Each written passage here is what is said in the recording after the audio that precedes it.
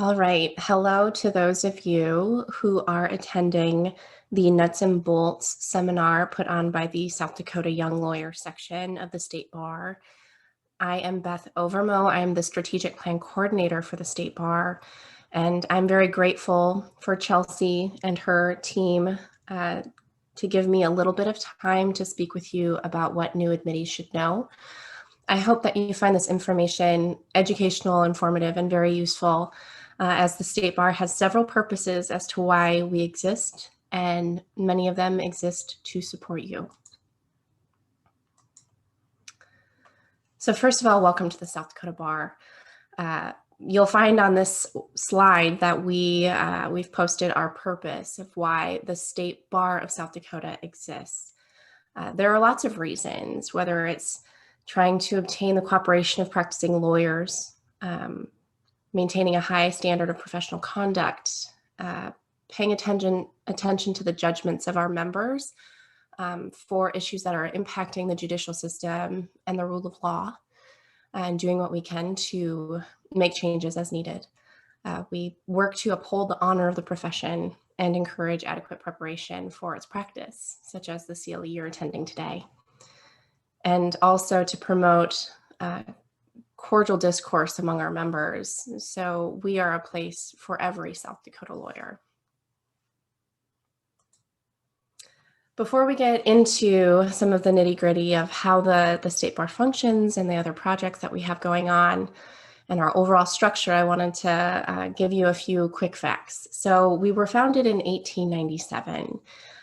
We had 79 members at our installation, and dues were $2. So we've had a little bit of inflation since that time. In 1931, we became a unified, or as others call it, a mandatory bar. So if you wish to practice law in the state of South Dakota, you have to belong to the South Dakota Bar. We are established by both statute and Supreme Court rule, and that's different depending on jurisdiction. Some are just by statute, some are just by Supreme Court rule, and others have both. Our current membership is about 3,000 members, and about 700 of those members are young lawyers. And we have membership for all persons who are licensed to practice law in South Dakota. If you've graduated from an ABA accredited law school, you've passed the bar exam, and you've proven proper character and fitness before the Board of Bar Examiners. And then I just wanted to put in here a chart of what the cost of dues looks like for members and how we kind of break it down based on years in practice. We also have inactive status. So if an individual chooses to not actively practice law, they can be charged $100 for that year. Now, overall structure of the State Bar looks like this. We have our officers and then a board of bar commissioners. And the officers and the bar commissioners oversee three different entities within the State Bar. First of all is the State Bar, which is a 501c6 or a membership association. And then the other two entities in which the Bar Commission and officers oversee is SD, CLE Inc., and Access to Justice Inc., which are both 501c3s. Our sections and committees of the State Bar fall underneath that 501c6 organization. And then we also have a variety of partnerships. Here I'm highlighting 4 of them. The South Dakota Bar Foundation provides funding and grants to worthy causes that advance the rule of law and take care of members of both our profession and members of the public in a variety of ways. We also have the Disciplinary Board, or D Board, which is under the Supreme Court of South Dakota, but we do provide additional support, and our members make up a large piece of the actual board members. Then we have JQC, Judicial Qualifications Commission, and that's also underneath the Supreme Court, which they're governed, but our members do make up a large portion of that commission as well. And then the Board of Bar Examiners, again, a partnership.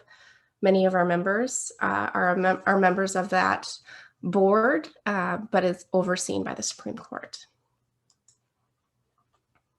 And here is just who you talk to when you call the State Bar and their different roles within the organization. So we have Andy Fergal, who serves as our executive director.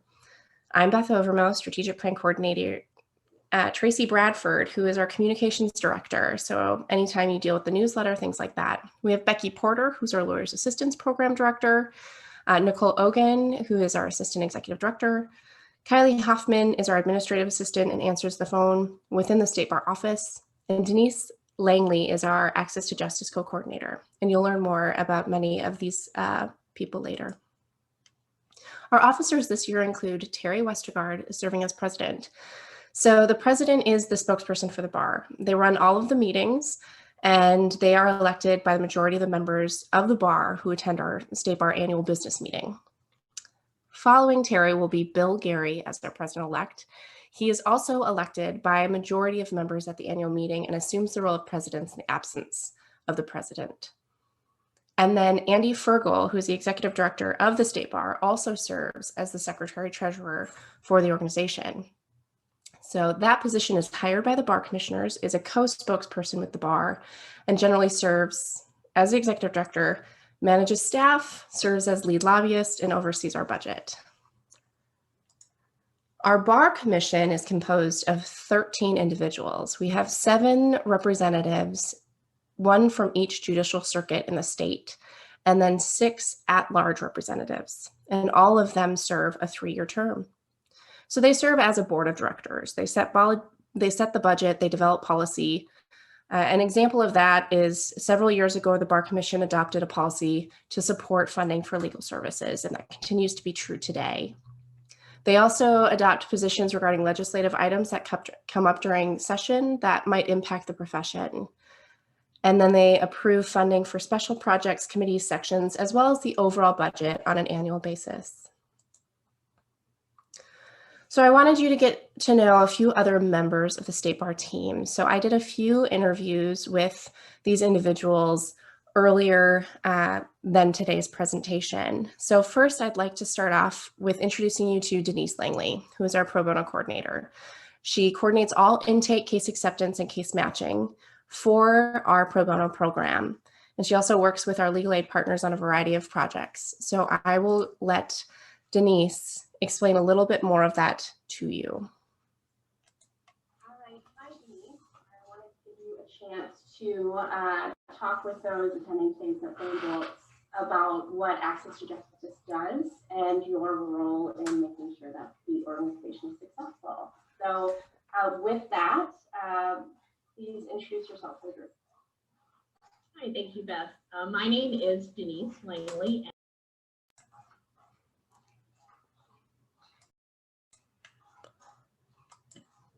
I am the co-coordinator at the State Bar of South Dakota's Access to Justice program. And so what exactly is Access to Justice? Well, Beth, Access to Justice is the State Bar's legal aid program.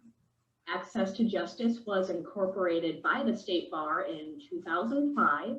The idea behind A2J was to not only assist East River Legal Services and Dakota Plains Legal Services with the delivery of legal assistance in South Dakota, but to also provide a path for South Dakota attorneys to fulfill their ethical obligation to provide legal assistance to residents of South Dakota that lack the financial resources to hire an attorney. So then what types of cases does the program accept? Access to Justice accepts applications for bankruptcy and many different types of civil legal matters. And then what kinds of cases can we not accept through Access to Justice? Access to Justice does not currently assist with criminal matters, tribal court matters, Social Security disability matters, or fee generating cases. Okay, and so then what's the difference between pro bono, and then we hear about low bono, and then we also hear about this program called Judicare? Can you give us an idea of the difference between those programs?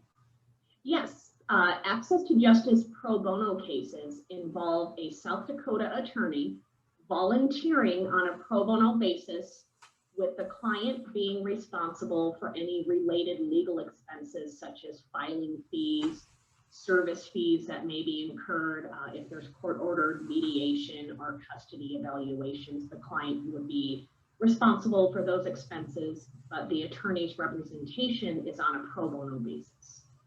Gotcha. And so then how do attorneys get involved with the program? And before we move on to that, I want to explain just a little bit more about our low bono programs. We have the modest means program and the Judicare program. With modest means cases, the client will pay the attorney at a reduced rate, which for 2020 is currently $98 an hour. And then retainers are capped at $650 each retainer. The client is still responsible for any of those related legal expenses, such as the filing fees or court-ordered mediation. And then the attorney agrees to take on the case at that reduced rate pursuant to the modest means program. And then we have a second type of low bono case called a Judicare case. And with these cases, the attorney that accepts an A2J Judicare case will receive a one-time reduced fee payment from A2J Judicare funds as payment for accepting the case. The attorney then agrees to take on that case for the reduced payment. And then again, the client is still responsible for any of the related legal expenses like the filing fees, mediation, that sort of stuff. Gotcha. Okay, so now how do attorneys get involved with Access to Justice? Well, it's really pretty simple. They can call me right at Access to Justice, 855-287-3510. I am also typically located inside the state bar, so they can always call through the state bar office as well. In addition, attorneys can email me at Access to Justice, and then they can also go onto the state bar website and click on the Access to Justice tab where they can do an online registration form to participate in the program. Great. So then there's another program through Access to Justice called South Dakota Free Legal Answers. Do you want to give us some background on that? Sure. The South Dakota Free Legal Answers program launched in, if I recall correctly, late 2016, early 2017. And what this program does is it provides an opportunity for our South Dakota attorneys to provide anonymous legal answers to civil legal questions that are posed by our low-income residents of South Dakota. And the nice thing about this program is attorneys can participate from anywhere. They can be at home and sitting on their couch. They could be at the office, and it provides them with the ability to answer these civil legal questions that are posted online and then provide the answer anonymously as well. So if an attorney is unable to take on a case or help with free legal answers, how else can they help the program? Well, we always appreciate donations, of course. We also have a need for attorneys to volunteer to write articles and content for our SD Law Help website. Attorneys can consider volunteering to join the Bar Commission to serve as a board member for the organization. Attorneys might consider volunteering to sign up for the Legal Services Committee. They may want to take a look at participating in Access to Justice through a mentorship role where they can mentor a new attorney or perhaps mentor an attorney that hasn't handled a particular area of law before, and then that mentor attorney can kind of walk them through the case. And they might also look into the signing up, well, I guess we already mentioned that, the Free Legal Answers program as well. Great. So is there anything that you want people watching this to know about Access to Justice that we haven't covered? I want everyone to know that it's really easy to sign up. The quickest way is just give me a call. Even if I'm on the other line, I will call you right back. And then we can discuss some of the areas where you might be interested in volunteering. We can even cover case types that you would feel comfortable volunteering for, and if you'd like a mentor or not to help you through your first case or two. Awesome. Well, I really appreciate you joining me from the beach, Denise, to let people know a little bit more about Access to Justice. Well, thank you, Beth. I've enjoyed it. hopefully I've answered some questions. All right, so that was Denise Langley, our coordinator of the Access to Justice program. If you are able to, we always appreciate those that can volunteer for the program in the capacities that she discussed. Next, I'd like to introduce you to Tracy Bradford, who is our communications director. So she is in charge of all things communication, dealing with the newsletter, handling all of our social media, and building content on the website. And with that, I will let her tell you a little bit more about her role and how she helps our members. Hey, Tracy, I want you to take some time to introduce yourself to those that are watching this today. Okay, I'm Tracy Bradford. I am the communications director with the State Bar. However, I also fill other roles when needed. So I deal with the membership, all the dues. So basically all membership, all communications, newsletter, publication, social media, stuff like that. So let's talk a little bit about communicating with members. Can you fill us in on the State Bar newsletter and just the details of when that goes out, kind of the information that members can find in it? Sure, the newsletter goes out. I try to have it go out the first Monday of every month, but I send an email to all the members, and it includes a table of contents, so they know what to expect. I do also include the address updates, any contact information updates, and new admittee information, because the newsletter is now available to the public, and that information we don't like to share with the public, so that goes in the newsletter. Things that are included in the newsletter are president's messages, ethics opinions, Supreme Court updates, events, anything CLE related. Some members also will include an article, but all kinds of information in there. So if people want the go-to item to learn about State Bar news, it's the newsletter. That is correct. All right. And so what if a member wants to publish something in the newsletter? How do they do that? Well, I do welcome that, and they just send me the information. And I do have to review it just because we do have some guidelines that we need to go through. I like them to include topics law related. Lately, we've of course had information regarding how to deal with COVID, health and wellness, things like that. But it does have to be law and legal related items that they send to me. Perfect. So then what are some other ways that the State Bar Office communicates with membership beyond the newsletter? Well, of course, our website is full of information. We have the latest news, social media. We have a Facebook page, Instagram, Twitter, all the above. Also, we have lots of committees and groups that we encourage everybody to get involved with. And Great. Also learn a lot of information and get to know other people.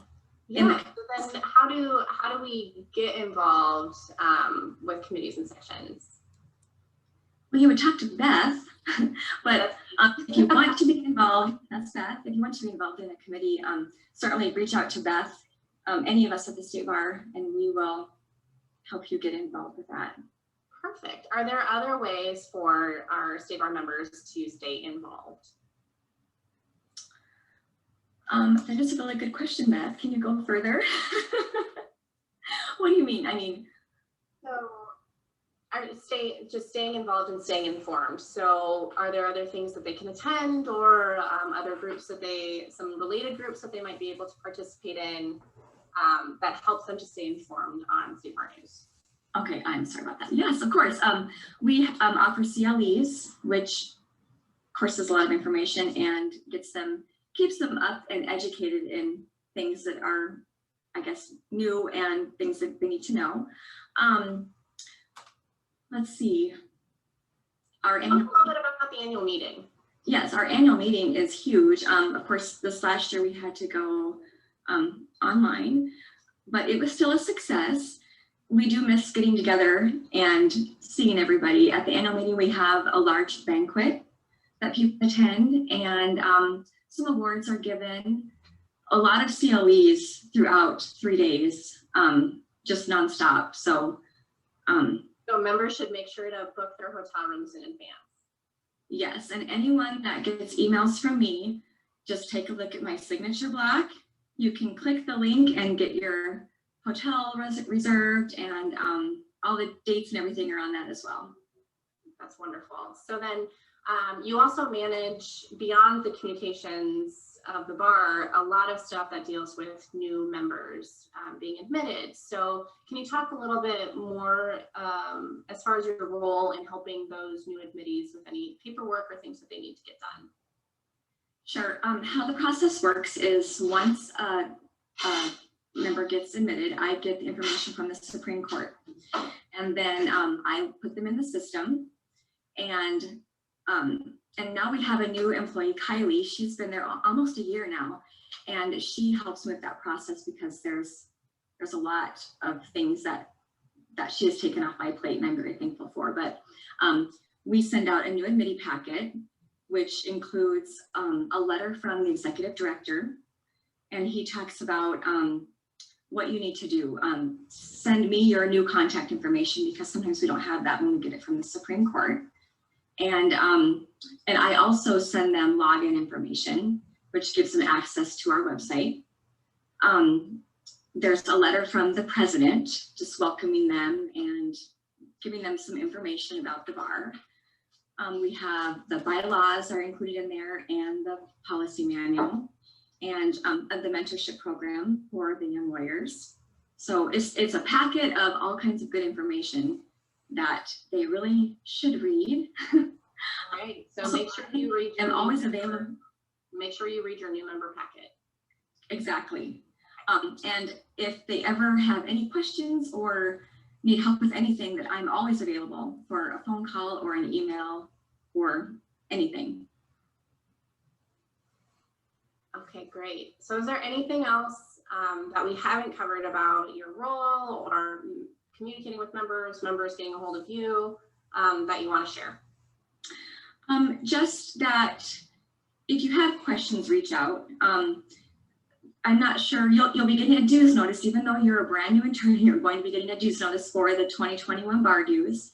And if you have questions with that, give me a call too. But I guess get involved, reach out if you need anything. I'm sure that I'm missing so much, but we're always here. I think this has been super helpful. So the one other thing is, has COVID impacted processes that there might be delays in getting information to bar members at all? And if so, can you just let us know how that has been an issue, or if it hasn't? Yeah, I'm hoping that it's not going to be, but there could be a delay in getting your bar cards. I have been working from home for the most part, but starting tomorrow, I'll be coming in on Thursday, full-time in the office, because the bar dues are rolling in, and it's processing over 3,000 members bar dues is a task. So Kylie's there to help. So as soon as I get processes or the checks processed, I'll send the information to Kylie, and she's going to get those bar cards out, hopefully same day. But if there is a delay, that is why. You never know what's going to happen with this COVID. So perfect. All right. Well, thank you so much, Tracy, for taking some time to answer some questions, and it's been super helpful even for me. Okay. Thank you, Beth. All right. And so that was Tracy Bradford, our communications director. And I hope you were able to get some good information out of that conversation. One thing to mention is that if you do have anything to post in the newsletter, please try to get it to Tracy by the 25th of the month, ready for publication, so that she can get it in the next issue of the newsletter. And last but certainly not least is Becky Porter, our Lawyers Assistance Program Director. Becky joined the bar just this last year, and she has made great strides in the work that's happening with Lawyers Assistance. And here is my interview with her. All right. Hi, Becky. Thank you for joining me today to talk a little bit more about lawyers' assistants. So I'm hoping that you'd be able to introduce yourself to the people watching this. Hi to you too, Beth, and thank you for asking me to join you today. My name is Becky Porter. I'm the Lawyers Assistance Program Director for the State Bar of South Dakota. I've been a longstanding volunteer of Lawyers Concerned for Lawyers. I've been a licensed attorney for about 33 years and worked in both large and smaller places, including being a solo for a long time now. And I'm a member of the Judicial Qualifications Commission. Excellent. So you mentioned Lawyers Concerned for Lawyers. Can you tell us a little bit more about that group? You bet. Lawyers Concerned for Lawyers is a group which has as its primary mission to help individual lawyers and provide peer-to-peer support to them if they're struggling with certain medical conditions. And we are a group of lawyers and law students who are in recovery, who volunteer to provide confidential and privileged help for one-on-one services to help lawyers that are struggling. Our volunteers are lawyers who are in recovery, either from a substance use disorder, drugs, alcohol, or other addiction, gambling, eating disorders, etc., and or mental health issues involving depression, anxiety, grief, etc. Sounds like very important work. It is. And we make contacts with lawyers or law students struggling with these medical conditions through referrals from other lawyers, other members of the bar, law students, family, staff, friends, or others. And our services include assistance with resource information available through the bar and other referrals to various in and out patient treatment facilities, doctors, psychiatrists, counselors, and other support groups. We assist with interventions when a lawyer is in crisis, and we also mentor conditional admittees. Finally, we provide support to those lawyers who may be going through the disciplinary process. And our services are protected by the attorney-client privilege as far as information or contact with the struggling lawyer and referral and information sources. And that would be Rule 8.3 of the Model Rules of Professional Responsibility. We are not a bar entity. We don't report what information we get from the struggling lawyer or their identity. And the same is true for referrals and other contacts in that process. Great. Well, and so that's a lot of work. That sounds like a lot of things that you do and the volunteers that you work with. But we also have this group called the Lawyers Assistance Committee. Can you fill our group in a little bit on what that group does? You bet. Well, one of the differences with Lawyers Assistance Committee is that they're funded and overseen by the bar, and they don't provide the individual peer-to-peer support like Lawyers Concerned for Lawyers does. We do have colleagues that serve on both groups, but really the purpose of LAC is to educate all bar members and law students about why and how to get help if a medical problem is a barrier to the success in your professional life. And LAC works with programming for CLEs to provide information on these medical conditions and other related education and activities.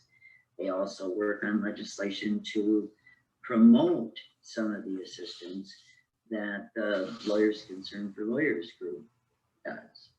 Awesome. So then you mentioned that both Lawyers Concerned for Lawyers and Lawyers Assistance Committee help with educating the bar on resources. Can you talk a little bit about the resources that the bar has for our members? You bet. Well, of course, first, anyone can always call me if you have questions. And please know, you don't have to give your name. You can be anonymous. My number's on the bar website. It's an easy one to remember, 605-391-5191. The bar also has worked with Sand Creek, and there are a couple pieces to that. There's a 24/7 hotline and assessment provided, so you can always reach them 24/7. And they have a website full of articles to help you with maybe understanding some of these medical conditions. Also, the bar contracts with various mental health centers across the state for members to receive services. And basically, these facilities give limited services to bar members who are in an emergent or uninsured situation. And so essentially, the bar can pay up to $500 for the contact, initial evaluation, and some services. And on a case-to-case basis, sometimes additional funding can be secured through that. We also, of course, the bar has the Solace program, and that's a little bit different than some of these other resources, but essentially what Solace is they have received funds from members of the bar, and what they do is they provide help for anybody in the local community that may have suffered from a sudden or catastrophic loss, due to an unexpected event, injury, illness, and basically they are funded from bar members' donations. They offer all kinds of things, clothing help, help to folks that may find themselves in a serious medical condition, basically excluding the addiction portion of it that is supported by the other resources. But they generally tend to be pretty confidential in how much they give and what they do. And again, that's a service available for when things just unexpectedly go to heck for folks. And so then there's also this Living Above the Bar series. Can you tell us a little bit about what that entails? Yes, and those are really wonderful. Really, the Lawyers Assistance Committee put these together, and with help from the Bar Foundation, basically it's a series of videos. They're self-help videos, and they relate basic information really about how to get help for a variety of health concerns and conditions that may be plaguing our members. They feature advice from a prominent doctor, a judge, and stories of hope from some of our own colleagues and lawyers. Really, they're if you go to the State Bar website and the Health and Wellness page, you will see these available, and honestly, they're really helpful. You might find your situation or a friend's situation described there. And I think if they provide support to you and some education and tips about what you should be looking for if you or one of your friends is in need of assistance. That sounds amazing. So if that's not enough on your plate, you got a few other projects that you have in the fire. What else is going on with Lawyers Assistance? Well, of course, between Lawyers Assistance and LCL, we have our virtual coffee breaks once every 2 weeks on Thursdays at noon Central, 11 Mountain. And that's a get together really right now for anyone. We live in a challenging world that seems upside down, and we all just need someone to talk to sometimes. So that is for folks that whether they're struggling with any other medical conditions or just the stress and anxiety of what's going on, join us. Also, we're working on projects for training volunteers, setting up a resource website, an immunity statute with regard to the peer-to-peer assistance provided by Lawyers Concerned for Lawyers. I've been working with the judges who are starting their own judges assistance program, and they've amended their canons recently. I've worked with law students. We've been working with the Pursuit of Happiness at the law school and attending some of their events. I've worked with the UJS, again, in connection with their programs and their support of our programs. And with the Bar Commission, the Board of Bar Examiners, the law school dean, Dean Fulton. And I think that's about it for right now, other than maintaining monthly contact with the National Lawyers Assistance Program directors. Wow. So, I mean, all in today's work, right? So Darn right. if there are members who want to support your work or support the work of Lawyers Concerned for Lawyers and LAC, what can they do? Okay, well, if any of you want to join the LAC committee to build on programming and education and wellness, you know, just eating better, getting out in the sun, doing things that we all need to do to keep ourselves safe. So you certainly can complete the committee preference sheet form that comes out in the spring to be added to the Lawyers Assistance Committee. If you would like to help a lawyer as far as professional services and representing them before the disciplinary board or bar examiners, please let us know there. If you're a person in recovery and would like to help others and join our Lawyers Concerned for Lawyers, please call me directly. We're always looking for other ways that we can reach members of the bar and the law students. So if any of you have any ideas for that, please email me, Stephanie Pocock, the chair of Lawyers Assistance, or Beth. Great. So is there anything else that we haven't touched on that you just want to let members and law students and those watching this to know about you or Lawyers Assistants or the work the bar is doing? Well, you know, this work is so important to me on a personal level because someone helped me. And I can't tell you how passionate I feel about paying that back and trying to help other folks, because had I not had help from Lawyers Concerned, I probably wouldn't be here. And it's okay to get help. I mean, really, it shows your courage to get help. It is not a weakness. And healthy lawyers make better lawyers. If you're struggling, call. If you're worried about a friend, call. All these contacts are confidential.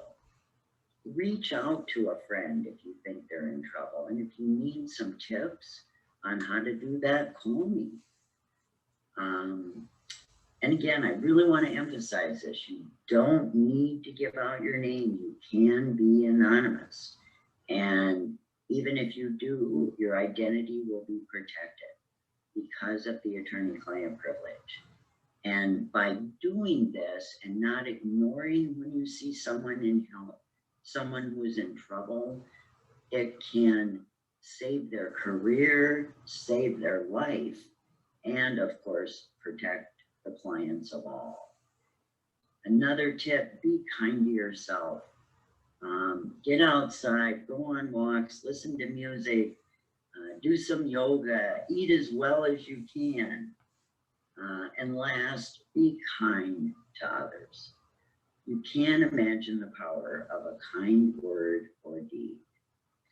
And if you need to start somewhere, maybe start at the grocery store with those packing up your groceries. and then move on to your colleagues, because those kind words can get us all through a day. Oh, that's so true and beautiful. Well, those are all the questions that I have for you, Becky. Thank you for giving me some of your time. I couldn't have said any of this any better than what you did. And so I think it's really going to be a good opportunity for our members to understand the services and the work and support that Lawyers Concerned for Lawyers and Lawyers Assistance does for our members and for our communities. So thank you so much. Well, and again, Beth, thank you. All right.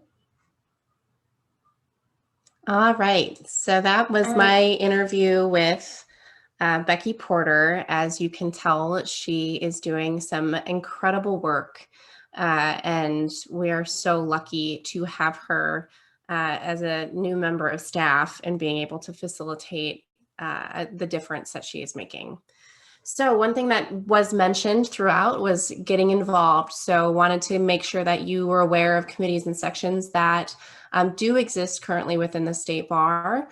We call them the movers and shakers. Terry Westergaard, current president of the State Bar, always says that you hear the phrase, if you want something to die, send it to a committee. And that is not true when it comes to the work of the State Bar and the action items that happen in our committees and our sections.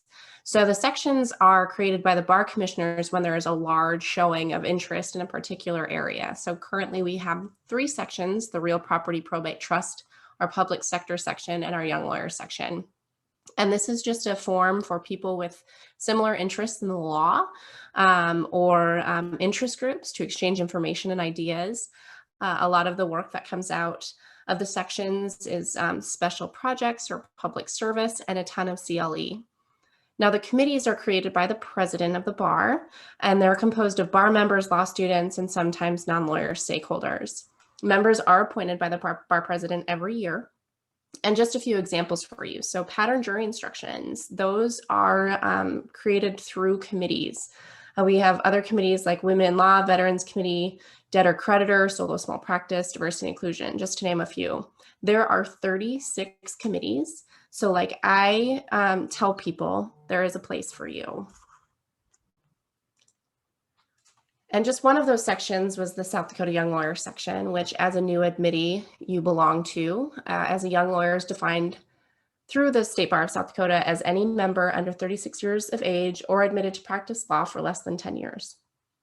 And they have 3 objectives within their bylaws of why they exist. And it's to aid and promote the advancement of young lawyers and their interest in the State Bar, to provide those young lawyers with resources and tools to help them in their practice. And it's composed of both young lawyers in the state as well as law students in the University of South Dakota Knudson School of Law. And one last note, we're so excited you're here. These are just a few items that you can do as a new member of the bar to get involved and to be informed as a State Bar member. We always are looking for great volunteers to step up and to help with certain projects that you're passionate about. And we encourage you to continue to review the newsletters of the State Bar and follow us on social media, and to check out all of the resources on the website. And as Tracy mentioned, please try to attend our annual meeting. We really look forward to seeing our members there. We have missed you. Our next annual meeting is June 16th through the 18th, 2021 at the Sioux Falls Convention Center in Sioux Falls, South Dakota. And thank you so much again to the South Dakota Young Lawyer section for giving me a little time during your nuts and bolts presentation to provide this information to new admittees.